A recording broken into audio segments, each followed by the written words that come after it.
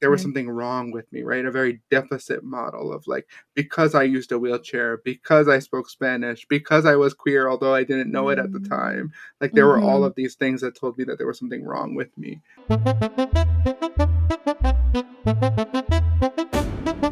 Hola, you are listening to First Gen Healing, a podcast on Latinx healing and awakening journeys.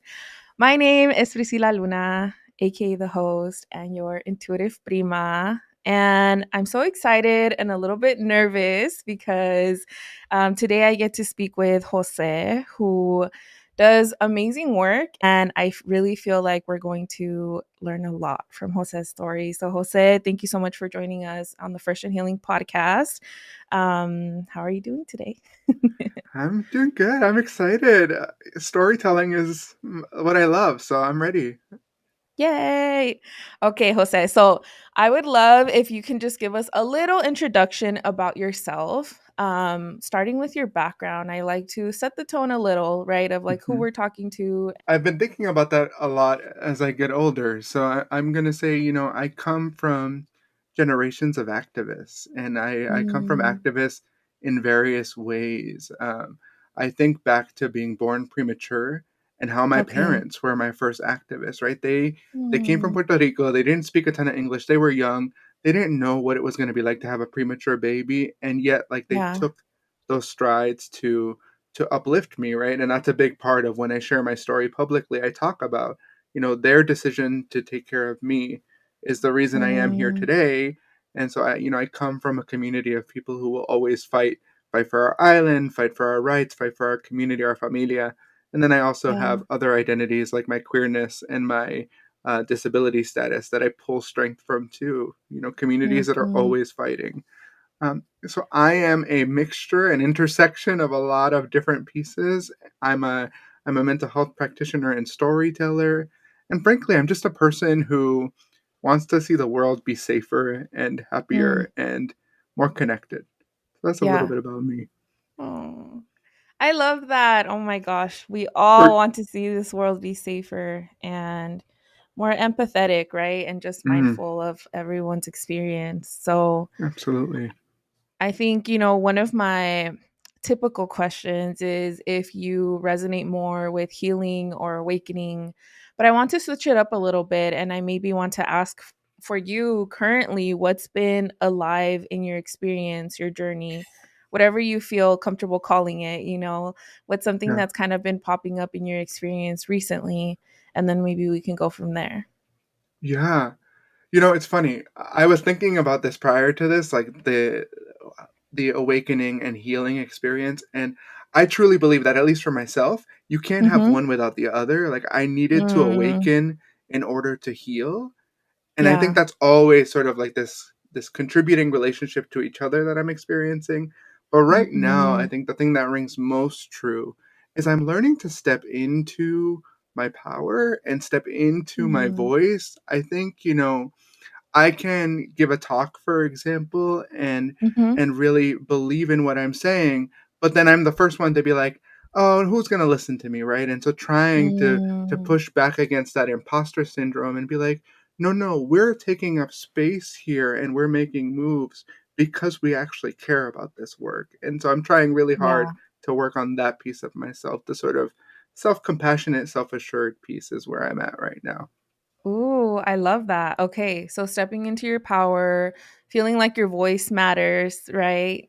Mm, In a space or in a world where sometimes I think, yeah, it almost feels. I don't know if you've been feeling it too, but I feel like the fast pacedness of this mhm, world, and I think like those of us that are maybe a little bit that carry more depth, it almost feels like the world moves faster than we do in some way, or like the world doesn't have time for the depth that sometimes our true mhm. stories bring and have.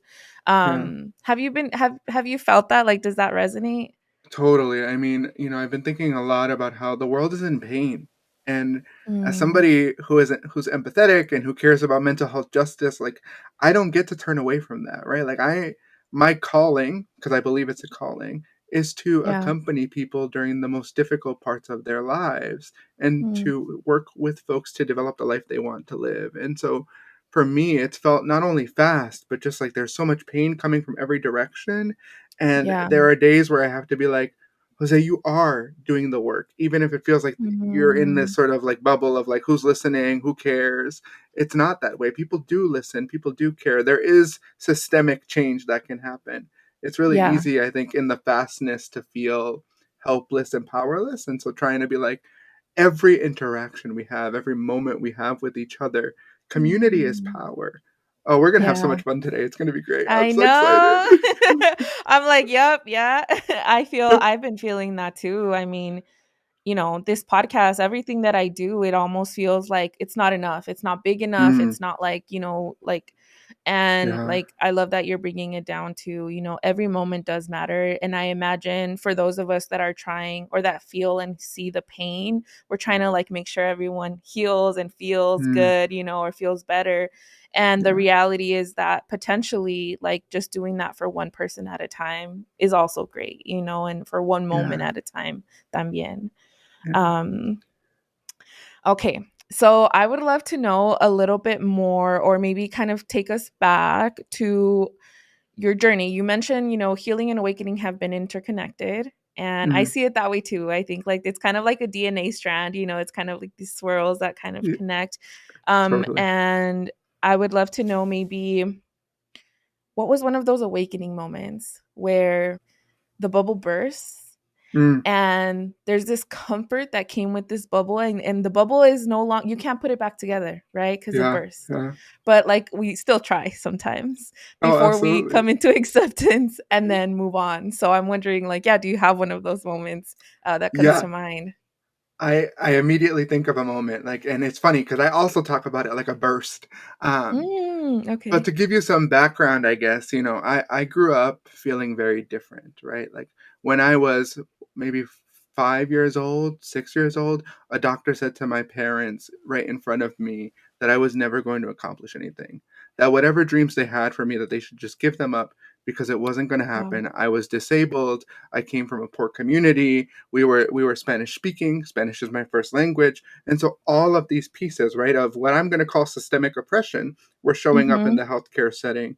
And then, to Mm-hmm. hear that you're not going to accomplish anything, that's damaging to a child. And then to be Right. going to school and being like, oh, I don't even have access to a wheelchair, that's also damaging to a Mm-hmm. child, right? And so when I give talks, I talk a lot about how my experiences reinforced this message that I was different and that like there was Okay. something wrong with me, right? A very deficit model of like because I used a wheelchair, because I spoke Spanish, because I was queer, although I didn't know it at the time. Like there were all Mm-hmm. of these things that told me that there was something wrong with me.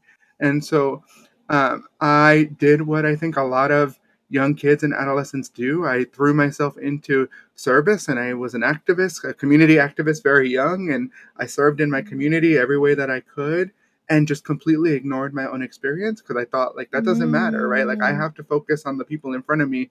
Frankly, looking back now, much older, being like, oh, I wanted to mean something, and I thought that service was the way to mean something to people, right? mhm, And that worked for a long time until it didn't. And then in 2017, fast forwarding through a lot of stuff, I was graduating college and I was the mental health professional that wore suits all the time and looked at data and thought about randomized control trials. And I was very serious. I didn't play, I didn't laugh. I was a scientist, right? Like I was trained in that okay. mode. And Yeah. then they asked me to come to a conference and they wanted me to do a talk. And I was like, yeah, sure. Like, what data do you want? What colors? How do I match my slides to your conference colors? And they were like, oh, we don't want any of that. We want you. And so I think my bursting Mm, moment was getting on that stage in 2017. And I told my story for the first time, beginning to end, all the wow. pieces. And I can't tell you what I said, but I'll never forget what it felt like to just have myself be like unleashed. I talk about it like fireworks, like it Mm, was like everything just came out. And the yeah. reaction to that, the people that were like, I heard that, it resonated with me. I felt that pain myself. I felt that joy myself. It reminded me that for so long I felt alone in my struggle. And there are so many Mm, people out there who feel different, who feel unseen, unheard, not validated. And that changed my entire life. It changed how I practice mental health. It changed my education. It changed everything for me. So that was my moment. Wow. Okay. So to be on a stage, I feel like is so symbolic, right? Like to kind of for that Wild awakening to happen in front of so many people. Oh for my people to gosh. watch it. Yeah, Yeah. You know it's what it vulnerable. immediately took me to, like, your relationships with Mm, others, with those close to you.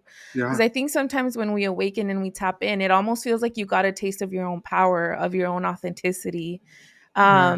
And sometimes it's like, I guess, hard to grasp and realize, but it's you start to awaken to the realization like, whoa, have I not been authentic and fully myself with those Mm, around me, with those yeah. that love me?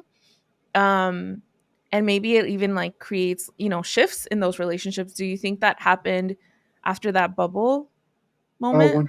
100%, right? Like, I think everybody was used, and this is, I think, true for a lot of first gen, a lot of eldest children, where everybody kind of just expects you to have it all together and to be successful and to be thoughtful. And, I was involved in a bunch of clubs in college and I was very academic and very nerdy. And so there were all of these Mm, expectations.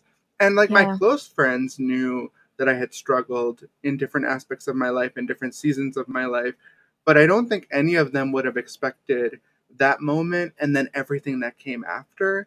I will Hmm. never forget the day that my mom went to my one of my talks, and she actually went to my TEDx talk. That was the first talk she ever saw. And Wow. she was sitting next to my best friend, and I guess she was crying the whole time. So she came to Hmm. find me afterwards and she was like, "Oh, you've been doing this for years, but I get it now. I get what you're doing here. This is powerful what you're doing here." And it was Mm, a moment where my mom saw me. She saw everything, right? She saw mm, all the pieces. And so I do yeah. think that my relationships have gotten so much closer. I'm surrounded by people that really love me, really affirm me, really kick me in the butt and say, like, stop kicking yourself. You are doing amazing work. Like, stop putting so much pressure on yourself. And I think Yeah. people who are empathetic and sensitive and thoughtful need that. We need people to be like, Yeah. hey, you're doing enough. Yeah, definitely. Oh, so beautiful. So then it sounds like they met you where you, because sometimes I think it creates como un desnivel, como Mm-hmm. when you tap into your power, sometimes we're used to shrinking our own, like kind of like you're saying, we shrink our own experience, our own suffering, our own emotions because we're there for others. And when we tap into like, whoa, I deserve also to take up space. My experience also matters. Sometimes I've noticed that there's kind of like como que there's not enough room in some relationships for you to take up space, if that makes sense. Yeah. So yeah, it sounds like, for example, your mom was able to take a step back and realize like, wow, like this is my son, and everything that it represents for him to be him. Were there other relationships where maybe they weren't able to take that step back or make that space for you? That's such an interesting question. I will say, just to your point about my mom, my mom always told me, no te puede dar por vencer sin tratar. Like, you cannot say that you're not going to do it without trying. That was always something Mm, she really built into me. And so mm-hmm. I think that's representative of her and so many others seeing my potential when I didn't see it. Because I'll be so honest, I Okay. never thought this would be my life. So I Mm, would say I had that experience. I do think that there were some people that when I lived into my truth, especially around coming out, around mm-hmm. embracing all parts of myself, that were just like, hey, I can't be in this season of your life. Luckily, at this point in my life, I am really trying in my 30s to just be like boldly authentic and just be like, this is Yeah. who I am. And I'm always wanting to learn and grow and change, but also like, I want to be real and I want to like be honest about the kind of healing that I want to be a part of. And I need Yeah. people in my life who are going to get that. So it's really important to me to have that values alignment. I think I resonate so much with like, in college, trying really hard, being part of all of these orgs, doing the things, but Mm, and thinking that's you, like this is me, but then realizing like, whoa, there's so much more to me, there's so yeah. many more aspects, and yeah, Yeah. um, the Especially being unraveling of the that. object of inspiration, right? Like in a lot of different Mm, forums, right? Being a person of color, being disabled, being queer, like it's so easy for people to want to like lift you up and be like that diversity tokenized person. oh, And okay, that was yeah. something I really struggled with too in college was like everybody saw me as like the really impactful guy, the inspiring guy. And I'm like, I don't really want to be an inspiration. I want to do the work. I Mm, don't want you to, applaud me just for existing. That feels Mhm. reductive to who I am as a person. So I think that's shifted for me since Mm. college too. Is like I'm not interested in being the token diversity, figure. I want to be the person who's a human rights speaker who talks about mental health. That's who I am. Yeah. Ooh, maybe we can maybe like tap a little bit into that. How did you settle into who you are? So, kind of jumping back a little bit from that first talk, within a year, I started a nonprofit, the Phoenix Empowered, where I travel and Mm. I tell my story, but then I also use my Okay. training as a mental health professional to provide Mhm. training and consultation about identity based considerations for mental health. And Okay. when I started that organization, I knew in my head that I didn't want this to be the Jose show, right? That I was just one example of so many people who are not heard in the mental health conversation. And my Mhm. job, I believe, is to amplify the mental health stories of all minoritized communities and then do something about what we're hearing, right? Providing education, providing training. Because Okay. it's not enough to just be like, oh, yeah, we hear that you're struggling. Like, we actually have to do Right. something about it. And Yeah. now I'm in a season of my life where people are like, Jose, you need to be okay with being at the forefront of this movement. It's not enough to just be like, you care about this. Like, there needs to be a face to this work, and like, you need to be okay with Mm. that. And that's been a conversation I'm having with a lot of people about, posting more on social media or doing things like doing podcast interviews. And I've Yeah. had to really sit with myself and be like, okay, if I'm going to do those things, if you're out there and you're thinking you want to do those things, the question we ask ourselves is, why am I doing it? Because I know I'm not doing it for Mhm. me, right? I'm doing it for the person who's listening to me that may find whatever they need to find in that moment in their life, the words or the feelings that need to come up.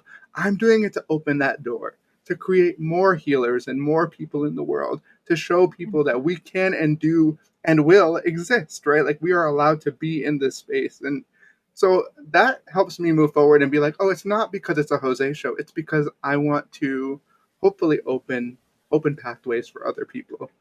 Mhm. Okay, so Yeah. connecting to your why, it sounds like, right? Yeah. Why am I doing Yeah. this? And who am I doing it for? Mhm. Sometimes the identities that we hold can hold us back in some ways. Mm, And then we realize that the identities that we hold can be our power. I see it as como layers, sometimes some layers come to the front and then some take a back seat. I see it's like this playing of layers that yeah. happens.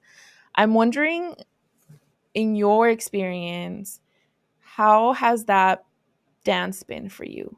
Because you've mentioned different identities, different things that make you who you are, coming from Spanish speaking parents navigating the health care world, right? Mhm, mhm. Being told what you were told at such a young age, and maybe that holding you back, and maybe now it's impulsing you. Coming out, right? Like being gay and like knowing Mhm. that, and being a Latino también, which I imagine comes with a lot of layers as well. Totally. So I'm wondering, like, how has that dance of different identities been for you?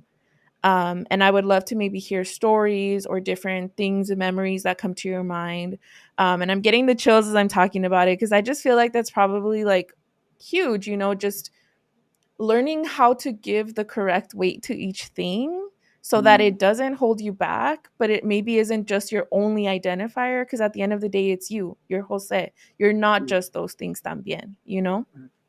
Absolutely. Absolutely. It's funny because I've been thinking about this from an academic lens lately, which has been different for me. I've been thinking about the sense of like identity centrality, right? How salient is somebody's identity to themselves? And I would argue that at different points in your life, things are going to be salient, right? And it's going to be a dance of like what's more important. I would say in my early life, my disability was like front and center. It was like all I could Mm, see because it was the most evident way that I was different, right? And I was very mm, lucky that in high school, in a mostly white high school, I found my Latino group of friends and we were able to talk in mhm, Spanish and we had each other. Like, I had that buffer. And I think, in that same vein, as an adolescent, I remember being, going in my head and being like, I'm Latino. I grew up very Christian, very evangelical. I'm queer. Oh no, what does this mean? mm. And really Yeah. like struggling, right, with the coming out process. And at that point in my life, that was so important to me. Like, this idea of like, what do I do? I'm queer. I don't get it. I don't know what to do. I don't know what to do. And I think I wish I could go back and say to that child, like, let go, let it be important to you right now, and eventually you will come into your fullness, right? And I think a lot about Mm, how we have to sort of think about each part of ourselves, be aware and recognize those parts of ourselves, and then let them come in and play with each other. And I think every day, right, like some things are going to be more important than others.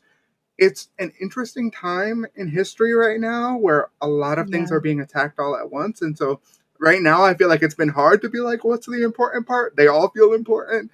But I think Okay. being, for me, my form of resistance, my form of wholeness is being like, I'm going to exist in my fullness right now. I'm going to take up space with my full personhood, whatever that looks like. So Mm-hmm. I'm not sure. I think this dance happens forever, and I think we get so caught up in the blinders of like, this is what's important right now. And it may be, but it won't always be important. And I always tell people, like, Yeah. we're moving forward. We're not looking back all the time. Mm-hmm. I like that reframe and the reminder that some things may feel really present and alive, and eventually they'll blend in, Mm-hmm. because I think like as people heal and awaken and come into their true identity, there are things about themselves that maybe feel trivial or feel really hard to embrace, and it almost feels like, is it going to, maybe there's a subconscious question of like, is it going to be this hard forever, to like hold Yeah. this and not know how to, where to place it. So I Yeah. love the reminder of eventually it'll play into everything that you are, it'll blend in, it won't always stand out so harshly, and Mm-hmm. you'll find a way for it to be a part of you without it needing to be so thought out, because sometimes we try to approach things from a really logical perspective Yeah. when in reality life is a combination of so much more. Absolutely. And that we're all worthy of having those moments too, to really focus on one part of ourselves. Like that part of you deserves Mm, that attention in that moment. If that's where you need to be right now, if that's where your life is moving in that moment of your life, then sure, focus on that part of yourself, nurture that part of yourself, understand that part of yourself. And as the next yeah, phase or next chapter comes in, there will be something else to focus on. And I yeah. recognize that that also comes from a place of privilege, right? Because there are some folks who can't choose not to focus on identity, especially in terms of safety right now. And I think Mm, that's really difficult too. hmm. I love also that in part two, we're going to talk more about the work that you do. And I'd love to hear maybe what's alive in your circles, in your communities or the people Mm, that you're talking to. But we'll get to that. yeah, yeah. Maybe another question that I have for you is we've talked a little bit about embracing parts of your identity. Were there ever parts of you that you had to let go of to become who you are becoming, who you want to Uh, become? for sure, for sure. Oh my gosh, yeah. I think there are two that come to mind, and they're interconnected. I think the first one that comes to mind is I had to let go of some of that shameful guilt, right? That Mm, Latino or religious guilt, or just guilt about doing something that is different than what people expect, right? I grew up in a culture, okay. in a context where we didn't talk about mental health. We didn't talk about our Mhm. struggles. We certainly weren't queer and Latino in evangelical Pentecostal, family communities. That wasn't happening. And so there was a lot of shame for me about not being what Mm, everybody wanted me to be. I think I grew up with internalized messages of like, you stopped breathing and you came back to life. Like there is a purpose here, and you have to live into that oh, purpose. you And did. Okay. I remember my grandmother saying like I got on my knees and prayed that you would live. And so there was like this sense of like I have to be good enough for everybody. I have to please Mm, everybody. And so I think I had to let go of that shameful piece and the people pleaser piece to be like, no, no, mhm, my purpose is going to be defined by itself. Like I actually mhm. don't get to decide what that's going to be. Every interaction I have with somebody, it's a two-way interaction where we're both going to get something out of it. And I'm allowed to Yeah. just live in that moment and that beautiful connection. And so that's where I try to be Ooh. now is like Yeah. purpose is flexible and fluid and ever changing. It's about what am I doing right now to live the life I want. Mhm. Did you have to release those parts of you out loud, or were they more an internal decision that didn't get communicated, let's say? Oh, that's so interesting. I think I think it was both. I think it definitely was an internal decision, but also external, right? Setting boundaries, saying like, I am more than just the disabled kid. I am more than the kid who you thought was going to be a preacher or whatever the narrative was, right? Like, Mm, I am a full human being with thoughts and feelings and wants and needs, and I think it's about expressing that. And yeah. it's been really interesting because people notice, right? They notice that you've changed. And to your point about maybe outgrowing community, that has happened. And it's been so cool to see like who are the people that love this chapter of me and who are like, I'm all in. It was about time that you were fully open and honest. And I'm still working on being super assertive, but we're working on it. Yeah. We're a work in progress. Yeah. Okay, okay. Okay, so yeah, it was maybe then both. There was some boundaries that needed to be set, it For sounds like. sure. Yeah. Yeah. And how was that for you? Because I imagine, it's important to have people around you that care about you, that are there for you. And so it must, well, I don't know, maybe you can tell me. Yeah. I'm just thinking like, I grew up with a family member who was also in a wheelchair for a really like since she was 8. Mm, And so there has been many chapters. I'm thinking through like also with her story of when her parents were her saving grace, but then sometimes they did hold her back from her experiencing things that maybe like she was able to experience, but they were really scared for her to do so. mm, And so like, yeah, I guess what I'm trying to say is I think it was really scary for her to set a boundary with them, yeah. because it felt like I know how big of a role they play in my life. And yet Mm, I feel like I need this space. So it was like, yeah, these yeah. hard, I guess, words and moments for her. I'm wondering like if you ran up against that as well. That resonates so much, especially just like the journey that I've taken from 2017 to now. And even now, right, my family will be like, oh my gosh, you're working so much. Why are you doing so much? Why are you traveling? Like, why are you getting on planes?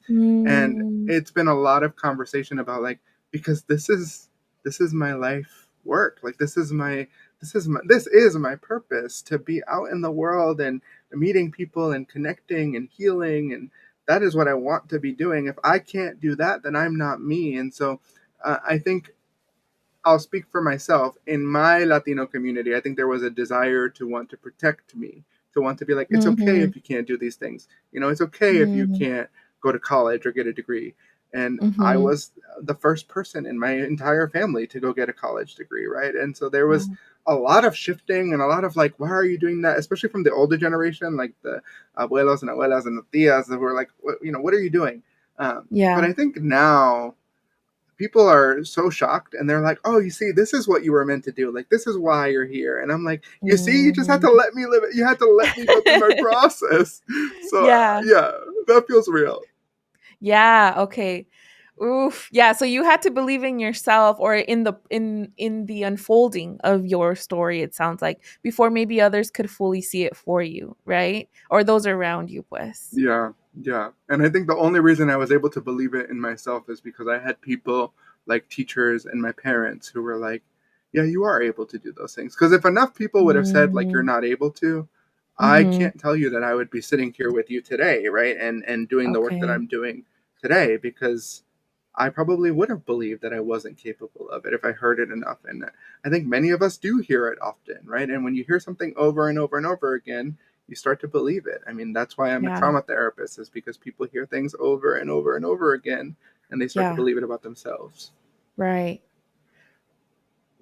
When or how did the shift happen of believing in yourself because others did versus now fully believing in yourself because you do?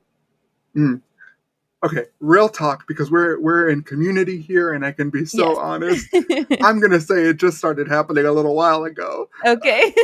Truly, truly, I think I'm finally Yeah. starting to believe in myself. But it again, I'm entering. I'm in my 30s now, and I feel like Yeah. now it's been this process of like, oh, I am a scholar. Oh, I am a practitioner. Like, I actually am these things. I can't, like, I say these things, but I don't actually know that I've Yeah. believed in myself enough to be like, you are an activist. Like, what does that mean? And so, I'm going through the process now of being like, no, I can advocate, I can dream, I can say like I want to accomplish this in the world, I want to make this impact in the world. So it's starting for me, and I hope it continues to grow. Okay. How has the I mean, it's beautiful that it's even if it's in the beginning stages, what does that actually look like in your day to day, or what has seeded that shift for you? Yeah. One of the things I've been trying to encourage in myself is like, don't be afraid to say that you have a dream, right? Like, if I have a dream Mm, of, I love videography, I love film, I love storytelling. And I told you that TPE, our mission is to amplify stories. And so I was just talking to mhm, somebody the other day about how I would love to eventually do like a video series where we chronicle the mental health mm, experiences in various communities and like delve deep into what does that look like and what does healing look like. And so just putting mhm, this out into the universe and saying to people like, I want to do this and I will do this in its own time, and not being so quiet, so ashamed maybe of those like dreams that everybody's like, oh, I don't want to share because I don't want people to judge me. It's like, no, be honest about the kind of work you want to do. Be honest about mhm, the space you're taking up in the world because you deserve to take up space. And also like be mhm, curious and be playful. I think for me, my liberation is tied to me being more playful and joking and laughing and just being me. And I think play is something that we all lose, especially those of us, I would say, who are disabled, right? Who don't have the childhood of play that maybe others do, right? I threw mm. myself into service Yeah, because I didn't have that play. And so now as an yeah. adult being like, let's play, let's dream, let's get creative. And we I have my own podcast that's launching in a couple of weeks. By the time this comes out, it should be launched. And that's been play for me to talk to people about mental health. I'm really just Mhm. enjoying that. Okay. Ooh, I love it. I tend to just visualize, right? So I see you as like growing up, it almost feels like or the recent transformation, it feels like you're opening up, kind of like blooming, like a flower, como que Yeah. te estás abriendo al mundo, a tus sueños, tus pensamientos, all of the things, right? Yeah. Has there been something that creates, because I think sometimes that requires safety, Mm. and I wonder, like, what has been the thing that you feel like allows you to now open up, Mm. because the world right now, as far as me as a flower, it's closing me up a little bit, and I'm Yeah. constantly trying to like remind myself it's okay for me to, kind of take up space. So I'm wondering for Mm. you, what has allowed for you to go through this process? You're in the beginning stages, but has there been people or things or practices that have created the space for you to be like, "Ooh, I'm ready to open up to these things"? Mm. Hmm. Hmm. I love what you said about how we open and sort of close, because I do think that even in my life, I think that's been happening a lot. And even in this process of opening up and showing all my colors, I think there is Mhm. still like this process of like, oh, maybe too far, oh, maybe a little more, and like Okay. going back and forth to sort of push pull.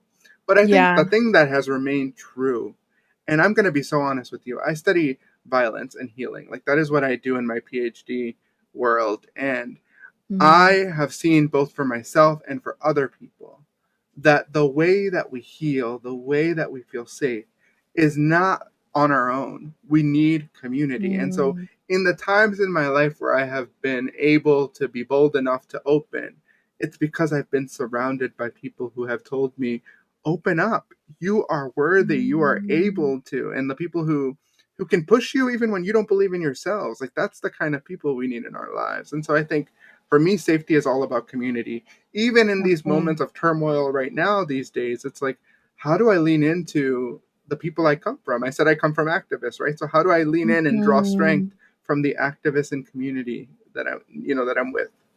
Mhm. Okay, so it's other people, it sounds like, yeah, community, other people. Yeah. I see. You mentioned beliefs, Mm, and that if things are repeated enough, you believe those things about yourself. I'm wondering, like, what are some of the beliefs that you've worked on that you've been able to kind of shift or let go of that have really been impactful in your journey? yeah. There's quite a few. I think I had to work on the fact that I don't have to make anyone proud. I don't have to be anything Okay. for anyone other than me. Um, Mhm. I hear myself say often to myself, like, my fullness is enough. And that's something I've had to work on, is like my full personhood is deserving of existing. And I Mm-hmm. think on the flip side of that, and I'm curious if this resonates with you, I've always been so afraid of people thinking like that I think I'm the best, or I think I'm egocentric or arrogant. And so I've always had this tendency to be like, I might know something, but I'm not going to be the one to raise my hand in class, or I'm going Mm-hmm. to downplay what I know because I'm afraid of people thinking I'm a know-it-all.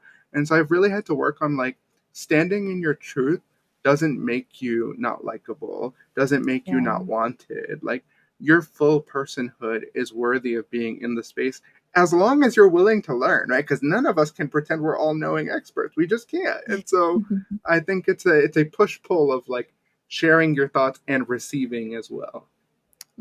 Definitely. I agree. I think sometimes it's masked with humbleness, right? Like ser Mm, humilde, sé humilde.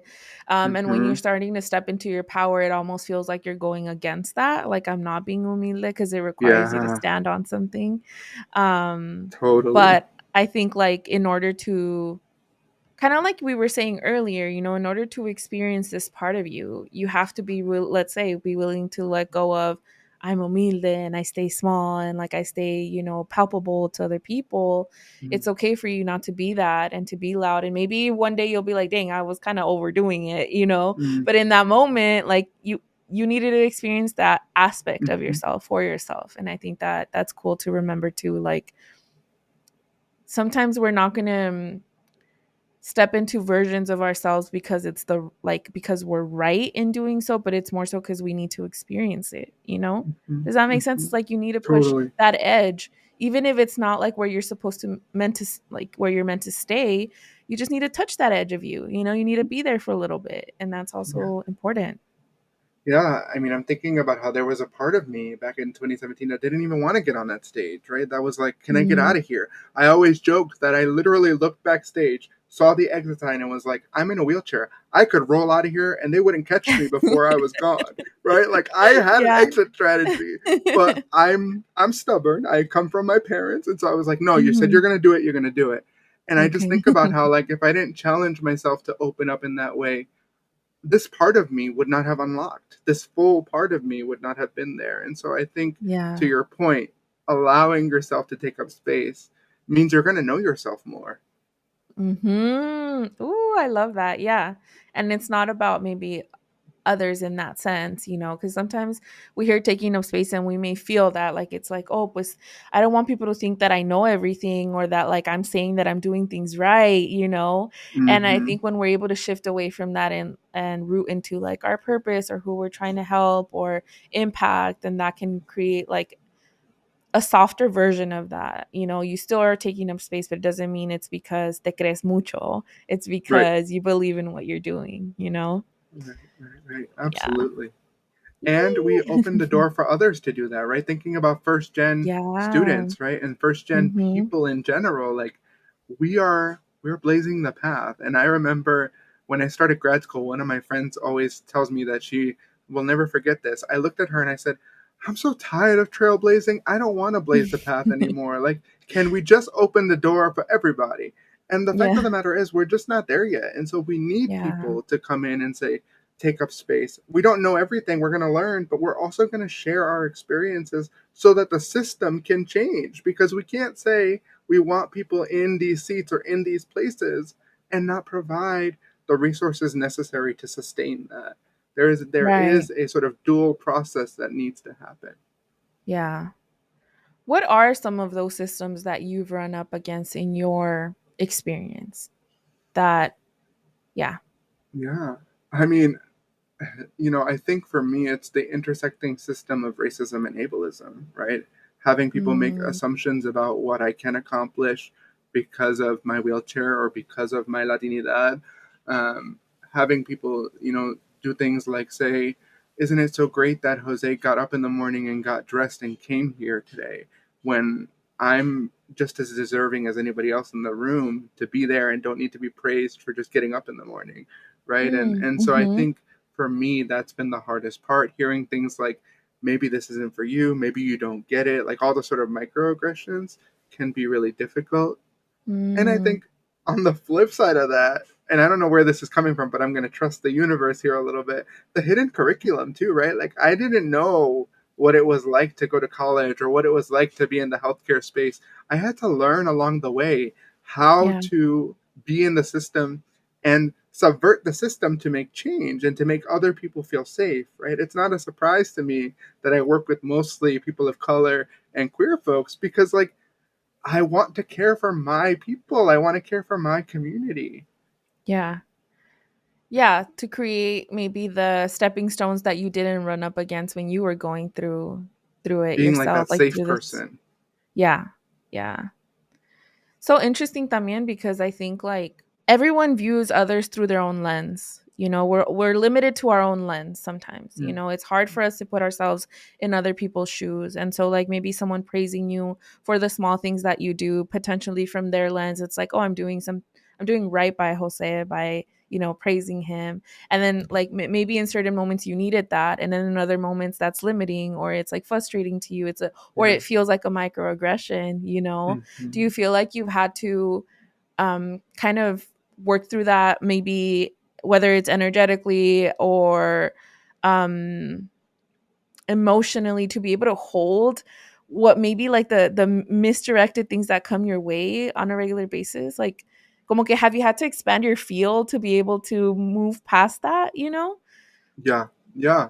Oh my gosh, absolutely, right? Because I told you I'm a reforming people pleaser, right? And so I Yeah. think back in the day, I probably would have been the one to say, "Oh, they must be right. Like this is all I can do, and I should be grateful that I'm in this space, Mm, right?" And I think mm-hmm, gratitude can be weaponized, and I've learned that, like this idea mm-hmm, of like, "Oh, we should be grateful that we're in college," for example, and it's like, no, we're just as deserving as the next person to be here. I mean, gratitude only goes so far.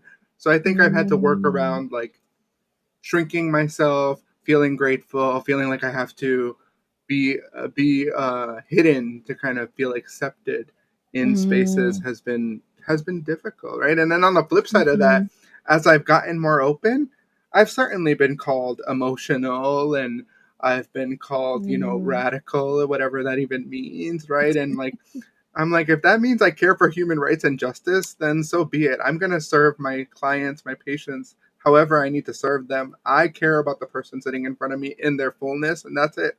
Like, that's what it Yeah. boils down to for me. I'm also thinking también como the enmeshment that tends to happen within first gen homes or families. I run up against that a lot, like enmeshment of essentially como uh, the relationship that parents have with children or children with parents or grandparents, como que está como un nudo a veces, you Mm-hmm, know? mm-hmm, And it's so mm-hmm. hard to navigate outside of that nudo, to wiggle it enough for you to come out and be yourself and, you know, take up space. And yeah, I just like, I imagine there's complexities there también when maybe like they feel they've been a part of who you are and who you're becoming, but then you're Mm-hmm. also wanting to take your own credit for who you are and what you're becoming, right? Yeah, And so, yeah. like, yeah, has that been something that has come up for you, and how do you navigate that? That's so interesting. I keep saying that because everything you say is interesting. I'm gonna call back to the first 30 seconds of this, or like the first couple minutes of this episode. I talked to you about my parents and how they made the Mm-hmm. choice to be activists, and like that's where I come from. I'm gonna Yeah. brag about my mom for a moment here because my mom is Yes. my superhero, and Mm. I went to college, and soon after that, or right around the same time, my mom also went to college and got her associates to become a nurse because she wanted to Okay. be a resource for other parents who had children with disabilities. And my mom is an incredible nurse Wow. who has been working for years, and my mom will not get on stage with me even though she's been asked to like come in have the conversation. Okay, so we had some technical difficulties, but we're back. Sorry, Jose, I caught you mid beautiful speech about your mama, but Yeah, yes, you were telling us about her and being invited to go on stage también and the work yeah. that she's doing as well. Yeah, and I was saying how she doesn't want to go on stage, right? Like she's like, I don't want to do Mhm. that. That's not what I'm called to do, but I Okay. 100% support you. And my mom will be the first Mm. one to be like, take pictures, record your talk. And so I think that enmeshment for me was different because my mom, partly because she was so young and like came from Puerto Rico and had to figure it out, I think she always knew that I was capable of more. And so she knew that my story was going to be mine, and she encouraged me to find that story. But I think where Mm. the enmeshment happened was with everybody thinking they knew what the story was going to be. And in reality, I didn't Ooh. even know what my story, I don't know what my story is going to be later. Like there was no Yeah. way to know. So I think Yeah. the enmeshment was like everybody had this idea of who I was. And I've had to Mhm. work really hard to be like, actually, I just want to be Jose, and like I want to be Yeah. me, whatever that shows up as in that moment. Mhm. Ooh, okay. I love that. Okay. Last question, and then we're gonna move into resources or favorites. I'll walk you Perfect. through that section. Pero, what's something that you thought you had figured out, but you're realizing like you keep coming back to it, or you're still learning about? Yeah. Oh my gosh, so many things. I I'm gonna be so real. I'm gonna come back to play here for a second and say like, I'm still learning what makes me find joy, what makes me find fun. You Mm, know, yeah. I work a lot, and so now I've been really thinking like, what about me? Like, what about the other parts of myself? Yeah. Yeah. Oh. Do you when you connect with play, do you picture it as like connecting with your inner child, your inner niño, or do you view it a little bit differently? I very much see the inner kid, right? I have always Okay. been a dreamer, a person who thinks about the world and envisions new things. And so lately I've been reading a ton of like fiction and just really immersing Mm, myself in like wonder. I've tried to be more just like playful with my family, play games. In Puerto Rico, we play a lot of domino. And so, like, my mom and I will domino. play a lot Yeah. of domino together. We get very Okay. competitive, and it's just it's playful for us, and I'm Yeah. finding different ways to do that. But I'm also opening up to other things like meditation and reflection and introspection that have always Mhm. been important to me, but really making space to explore more. Mhm. Since you're navigating this part, what would you say to someone who feels like maybe they're too old to play, they don't have time for play, they don't know how to play? Because I see that a lot in my work también. It's Hmm. something that I think like it's part of our healing, it's part of our authenticity, returning to that part of us. So I know maybe people that are listening, they have a hard time with it. So what would you say to them? I would say it's in service for yourself, right? Like we cannot pour from a cup that is empty. And I know we hear that a lot and it becomes a cliche, but we need to know ourselves. We need to make contact with that child inside of us because it's going to make us better at whatever work we're trying to do, right? I'm a better therapist because I've been able to step into my whole personhood. I'm not Mm. that guy now that is full scientist and thinks about just data. Like I think about data in Mhm. context now, and I play more with my ideas and my thoughts, and it means that I get to do things that I never would have thought I could have done. And so I think play unlocks the work that we do. It doesn't hinder the work that we do. Mm. And I also think, frankly, above and beyond all of that, we deserve to play. We deserve to laugh. There's so many Yeah, heavy moments in the world. We need to yeah, find levity too. We can't sustain being in pain all the time. yeah. I'm thankful though that you brought it into like it uplifts or it like kind of backs what we do, but because I think sometimes people think the only version of play is like, let's say, playing with dolls or playing como the child version of Yeah. play. But I love that Yeah. it's like open up to whatever that means for you. Maybe like reading fiction, right? Or watching certain movies or como que there's different ways of bringing in play that doesn't literally mean doing it the way that children do it. So Yeah. yeah. And sometimes we need to, right? Like I'll do And art sometimes, therapy yeah. sometimes and I'll be like, let's finger paint. Like let's use our hands. Let's get Mm, messy. Wipe it on your pants. Like yeah, sometimes we need that kind of unleashing too. So it's really just listening to your body, listening to what you need, what your soul needs. yeah, yeah, yeah. Okay. So before we move on into resources, is there anything else that maybe I missed or you're like, this kept coming up that I want to talk about? Because then I'm just going to ask you questions about like mindful practices you do, songs, etc. I think I'll just say it's very easy, as I mentioned when I was telling my own story, to feel alone in the mental health space, to feel like people don't understand me. And, the Phoenix Empowered is here as a hub for people who want to feel seen and want to feel heard. And we have a blog and we have different things like our podcast, The Phoenix Mm. Unbound, that's coming out again. And so I just want to encourage people that if you feel like there isn't a space for you, that your wellness, that your fullness is not, your healing is not prioritized. Like there is a space for you with us. We are your community. And I think Mm. it's important to me that community affirms all parts of you. Like that's been the theme of Yeah. our conversation today. And so I just Yeah. want people listening to know that there are people like you and I that are here and going to continue to be here to uplift people. Yeah, definitely. Well, Yeah. since we're here, do you want to mention maybe where people can find you and find your podcast and more about the work that you do?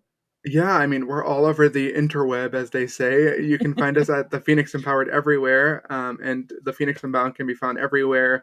I will say, first season of the podcast definitely was Mhm. more of that like soup guy. I definitely reverted back to like the Okay. academic, and Yeah. now coming back 5 years later, we're like, no, no, you have to be fun. I have one of my best friends as my co-host now, and we're just having like a lot more Okay. fun. So there's a lot of play happening these days, and I'm excited to see where that comes Yay. from. Yeah. Yeah. Okay. A rebrand of sorts for your Yeah. podcast then. Authenticity, to Cool. use your word. Yeah. Yeah, authenticity. Okay, awesome. All right. So, in this part of the podcast, I like to ask, since maybe some people are listening and are resonating, some of the things that have helped you. So, for example, what is a powerful book or movie that maybe has been impactful in your journey? The book All About Love by Bell Hooks has shown up Mm. at different moments in my life, and each time I read it, something new comes out of it for me. Okay. But one of the things I think about a lot is love as a verb, not as a noun. Like, you don't have to do anything to receive love or give love. It's just the process of being loved and being in community that's important. And that really Mm-hmm. rings true for me. I love that book and would recommend it to Mm. everyone. Okay. All about love. What about an inspiring song or podcast?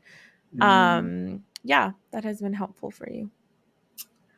I mean, I so much music. I love salsa music. I love Mm. particularly Latino music, just because like it allows me to connect to home. I'm Mhm. trying to think of like one song. There's so many. Yeah. Lately, I've been listening to a lot of like revolutionary songs, and so there's this song called La Borinquen Mm. Revolucionaria, and that has been Mhm. really, really powerful to me. What about a mindfulness practice that you do that helps you? Yeah, this one I love and I give to all of my clients, and they're probably really sick of hearing about it.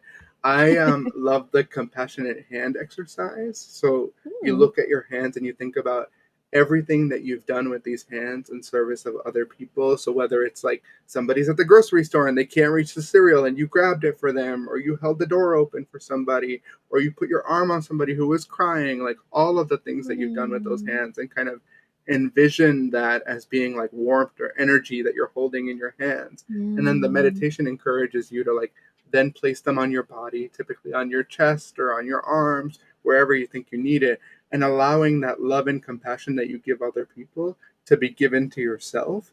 And so that's one that I do Wow. regularly with myself and with other people. This idea of like, these hands serve so many people. Let them serve Yeah. myself for a minute now. That's so I'm beautiful. such a therapist. Okay. Yeah. Thank you for sharing. Well, and a healer, like that's an energy work essentially. So, Thank so you. cool. Wow. Okay. What about quote or advice that you love to refer back to? Hmm. I think my mom's quote, "No te puedes dar por vencer sin intentar," has been so Mm.